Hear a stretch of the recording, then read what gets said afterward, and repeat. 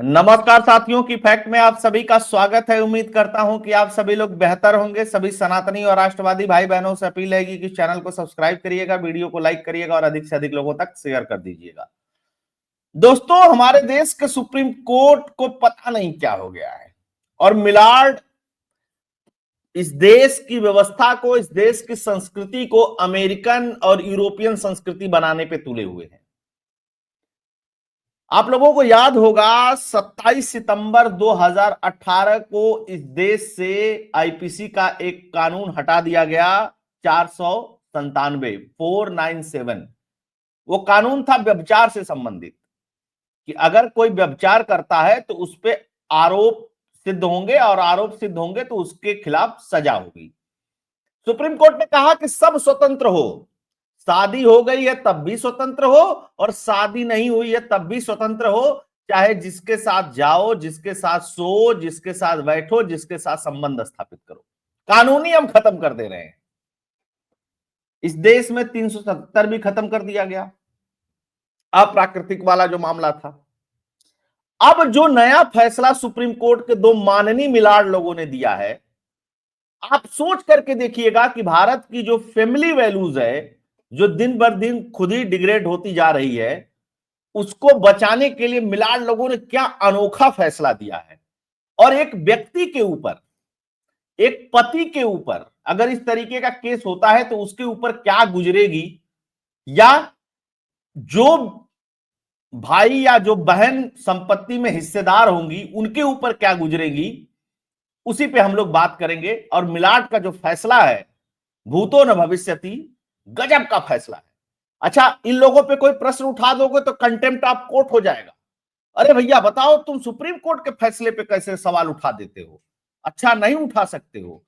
इसके अलावा इनको ये अभिमान रहता है, जज साहब लोगों को, मिलाड को, खासकर सुप्रीम कोर्ट के, कि इनको विज्ञान के बारे में भी पता है, इनको सामाजिक वैल्यू के बारे में भी पता है, इनको ईच एंड एवरीथिंग, सब चीज के बारे में ज्ञाता अकेले हैं, क्योंकि ये न्याय की कुर्सी पर बैठे हैं और जो कलम चला देंगे उसको इस देश के लोगों को मानना पड़ेगा।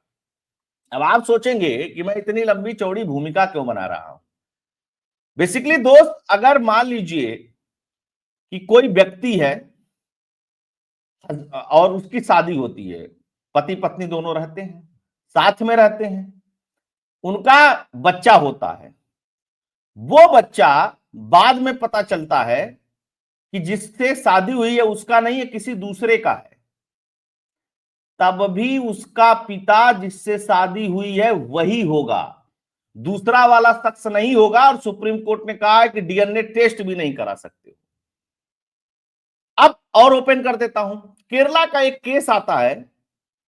एक दंपत्ति होते हैं जिनके दो बच्चे होते हैं, एक लड़की होती है, एक लड़का होता है। लड़का जो होता है वो किसी दूसरे व्यक्ति का होता है, मतलब व्यभिचार और अवैध संबंध का बच्चा होता है। ये मैं नहीं कह रहा हूं, ये खुद वो औरत कह रही है। मामला केरल के हाईकोर्ट जाता है। केरल का हाईकोर्ट फैसला देता है कि देखो भाई, इस तरीके से तो नहीं पता चलेगा, डीएनए टेस्ट करा लिया जाए।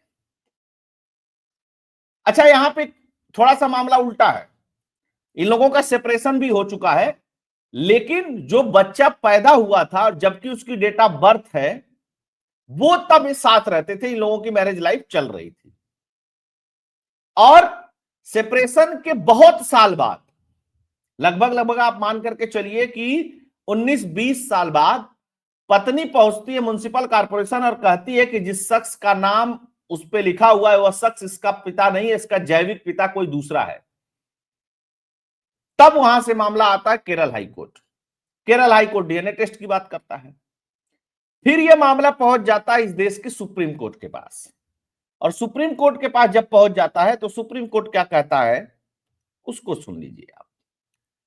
प्रेमी के बच्चे की मां बनी पत्नी, प्रेमी के बच्चे की मां बनी पत्नी, सुप्रीम कोर्ट पहुंचा, मामला हुआ बवाल। फिर फैसला सुनकर के पति के होश उड़े। एक शादीशुदा महिला के विवाहोत्तर संबंध और उसके बच्चे को लेकर के सुप्रीम कोर्ट के फैसले से पति ने माथा पकड़ लिया। शीर्ष अदालत ने कहा कि भले ही बच्चा प्रेमी का है, लेकिन कानूनन तुम ही उसके पिता होगे। बात समझ रहे हैं आप? मतलब क्यों होगा भाई वो पिता? और डीएनए टेस्ट किस लिए है? कोई व्यक्ति जब उसका पिता नहीं है तो क्यों होगा? हाँ, अनजाने में है, चल रहा है, किसी को कोई प्रॉब्लम नहीं है तो कोई दिक्कत नहीं, लेकिन जब प्रॉब्लम क्रिएट हो गई, मामला कोर्ट में चला गया, तो डीएनए टेस्ट करा करके क्यों नहीं प्रूव कर देते? फिर उत्तर प्रदेश के पूर्व मुख्यमंत्री एनडी तिवारी की क्या दिक्कत थी जो 80 साल की उम्र में उनका डीएनए टेस्ट करा करके उनके बेटे को प्रूफ किया गया? क्या गलती थी उनकी? वह तो डीएनए टेस्ट के लिए तैयार भी नहीं थे, उम्र भी उनकी 80 साल हो गई थी। और यह भी किसके वजह से हुआ? इस देश की सुप्रीम कोर्ट के वजह से हुआ। तो मिलाड कौन से कुर्सी पे बैठे हैं, कब कौन सा फैसला दे देंगे, कुछ पता नहीं। अच्छा, इस देश में जो आईपीसी के या जो नए कानून आए हैं, जो नए प्रावधान बने हैं, उसके जो सेक्शन है वो सुप्रीम कोर्ट के भी जज साहब के लिए वही है और हाई कोर्ट के जज साहब के लिए भी वही है। तो भैया जब आपको अपने हिसाब से ही फैसला देना है तो फिर इसका मतलब क्या? अच्छा, इसका कितना बड़ा इंपैक्ट पड़ेगा? जो आजकल का कल्चर विकसित हो रहा है देश के अंदर, उस कल्चर को रख करके और अपने आप को रख करके तौलिएगा, ये फैसला आज बहुत सारे लोगों को बहुत छोटा लगेगा, लेकिन इसका इंपैक्ट भारत के परिवार और भारत की जो फैमिली वैल्यूज है उसको पूरी तरीके से तहस-नहस कर देगा। क्योंकि इससे पहले इसी देश की सुप्रीम कोर्ट ने 27 सितंबर 2018 को व्यभिचार को खत्म कर दिया था। अपराधी नहीं है साहब, अब हस्बैंड वाइफ है तब भी पत्नी कहीं जा सकती है, पति कहीं जा सकता है, कोई दिक्कत नहीं। क्या मतलब है इस सब चीज का फिर? अच्छा, इसको क्या कहते हैं कि स्वतंत्र हैं सब लोग। अरे ऐसी स्वतंत्रता का क्या मतलब? अच्छा, जज साहब ने क्या क्या फैसला दिया उस पर भी थोड़ा बात कर लेते हैं, है ना। प्री-assumption that the husband father of child born during marriage no placed even if the wife had relation with another man. Supreme court, गजब मिलाड, क्या अद्भुत फैसला है। देखिए देखिए देश के लोगों, देखिए क्या क्या हो रहा है। विवाह के दौरान पत्नी के प्रेमी के बच्चे का कानूनी पिता पति ही होगा।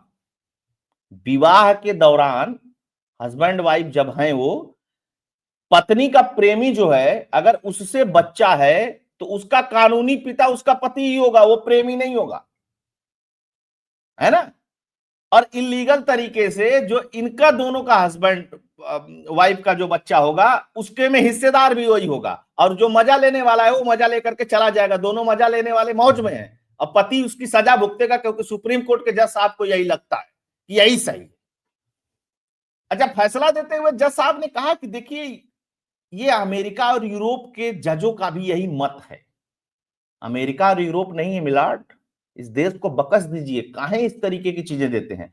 इसी तरीके से चंद्रचूड़ थे, सीजीआई, ओ एलजीबीटीक्यू को लेकर के एकदम परेशान थे कि नहीं नहीं ये कानून बन जाना चाहिए, कानून बन जाना चाहिए। इस देश की सरकार ने कहा कि ये आपका काम नहीं है, जेंडर निर्धारित करना आपका काम नहीं है, कतई नहीं है। जब रिजिट हो गए तब वो फैसला स्प्लिट होकर के केंद्र सरकार के पक्ष में आया था। सब चीज याद रखिएगा। यह नियम तभी लागू होगा जब पति पत्नी का विवाह जारी रहे। जाहिर सी बात है, पति पत्नी का विवाह जारी रहेगा तभी तो होगा ना भाई, अगर तलाक हुआ होगा तो कैसे होगा। अच्छा, बिना मर्जी डीएनए परीक्षण नहीं कराया जा सकता। अच्छा, बिना मर्जी तो जाकर के दूसरे के साथ संबंध बना करके बच्चे पैदा कर लो, उसमें पति की मर्जी नहीं है, लेकिन डीएनए टेस्ट के लिए मर्जी पूछी जाएगी सबकी, लीगलिटी प्रूफ करने के लिए। बात यहां तक नहीं है कि वो अब मिलाड क्या कह रहे हैं कि उस बच्चे का प्रश्न है, बच्चे का मतलब व्यभिचार सदाचार से हार गया। एक सदाचारी पुरुष जो है एक व्यभिचारी स्त्री का जो बच्चा है उसका कानूनी पिता होगा, और प्रेमी जो है वो मौज करेगा। गजब मिला, आहा, अद्भुत, ऐसा हो ही नहीं सकता।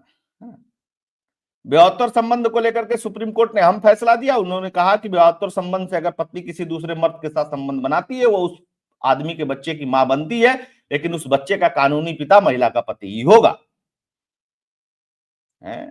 और एक कौन से जज साहब हैं? 2 लोग हैं।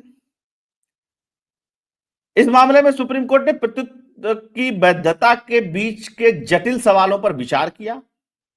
जस्टिस सूर्यकांत और जस्टिस उज्जवल भुइयां की बेंच ने कहा कि ब्रिटेन, अमेरिका और मलेशिया में भी ऐसा ही रुझान है, तो भारत को ब्रिटेन घोषित कर दो, अमेरिका और मलेशिया घोषित कर दो।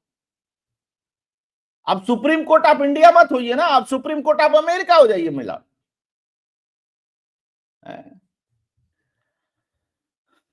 गजब है हाल भैया इस देश का। फिर क्या हवाला दे रहे हैं धारा 112 का। जस्टिस सूर्यकांत ने फैसले में कहा कि भारतीय साक्ष्य अधिनियम की धारा 112 के तहत यह एक मजबूत अनुमान है कि यदि विवाह के दौरान पत्नी किसी और बच्चे की मां बनती है तो भी पति ही बच्चे का कानूनी पिता होगा। इस धारा का उद्देश्य सुनिश्चित करना है कि किसी बच्चे की पैदाइश को लेकर के अनावश्यक जांच न हो। यदि कोई व्यक्ति वैधता का दावा करता है तो उसे साबित महिला से दूर रहने का प्रमाण देना होगा।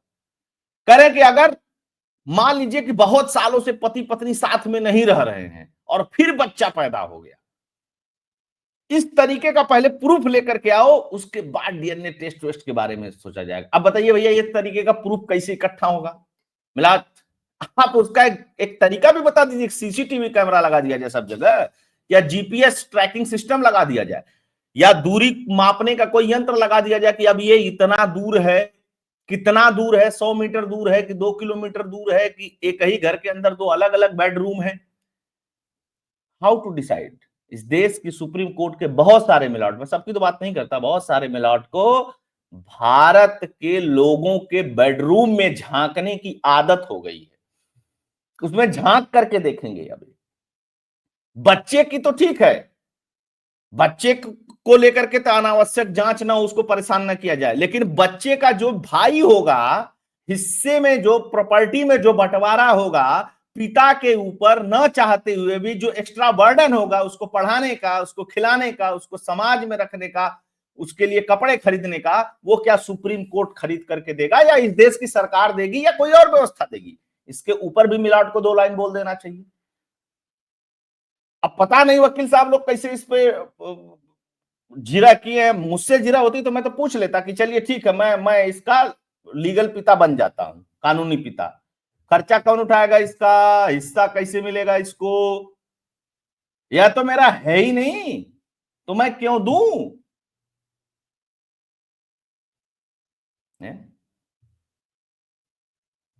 गजब हाल चल रहा है भैया देश में। जबकि महिला ने स्वीकार किया है कि बच्चा उसके पति का नहीं है, यह दूसरे का है। उसके बाद इस तरीके की चीजें आ रही, इस तरीके का आदेश आ रहा है। अच्छा, अब मान लीजिए ये हो गया, उसका पिता हो गया, अब तलाक हो गया।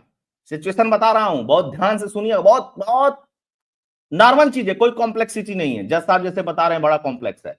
अब तलाक हो गया, तलाक हो गया, उस बच्चे के भरण पोषण का पैसा कौन देगा? वही देगा जिसका वो बच्चा नहीं है। और मौज मारने वाले ऐस करेंगे, चल बेटा अब तू भरण पोषण का भी इसके पैसा दे, कॉपी किताब का दे, तलाक होने के बावजूद भी, जबकि वो बच्चा उसका नहीं है। तो मिलाट कोई भी फैसला देने से पहले बहुत सोच समझ करके दीजिए ना, उसका इंपैक्ट क्या पड़ेगा। सुप्रीम कोर्ट ने बोल दिया, हाई कोर्ट, डिस्ट्रिक्ट कोर्ट सब जगह ही चलेगा। या तो ये बता दीजिए कि केरला हाई कोर्ट के जो जज है वो इनकम्पिटेंट है इस तरीके के मसले पे फैसला देने के लिए, उनके पास लॉ की जानकारी नहीं है, या उनका सामाजिक ज्ञान है वो आपके सामाजिक ज्ञान से बहुत निचले स्तर का है। दोस्तों गलत तो नहीं कह रहा हूं मैं, सोच करके देखिएगा कभी इसके बारे में। बहुत गंभीर मसला है, और इस गंभीर मसलों पे जब तक चर्चा न हो व्यापक, तब तक इस तरीके का फैसला नहीं सुनाना चाहिए। आपका धारा 112 तो मजबूत हो रहा है, लेकिन ये देश कितना कमजोर हो रहा है मिलाट, इस बात को भी सोचिए, इस बात को भी समझिए। तो ये थी दोस्तों खबर। अब आप लोग इस पे प्रतिक्रिया दीजिएगा, कमेंट दीजिएगा कि कहां तक सही है ये चीजें, कहां तक गलत है ये चीजें, फिर बात करेंगे इस पे। आप सभी लोग जुड़े, बहुत बहुत धन्यवाद। अगर आपको कंटेंट एनालिसिस और फैक्ट्स इस चैनल का पसंद आता है तो आप चैनल के लिए डोनेट और कंट्रीब्यूट कर सकते हैं। राष्ट्रवादी चैनल को डोनेट कंट्रीब्यूट करने के लिए नीचे फोन पे और पेटीएम का नंबर दिया हुआ है। आप सभी जुड़े, बहुत बहुत धन्यवाद। जय हिंद, जय भारत, जय श्री राम।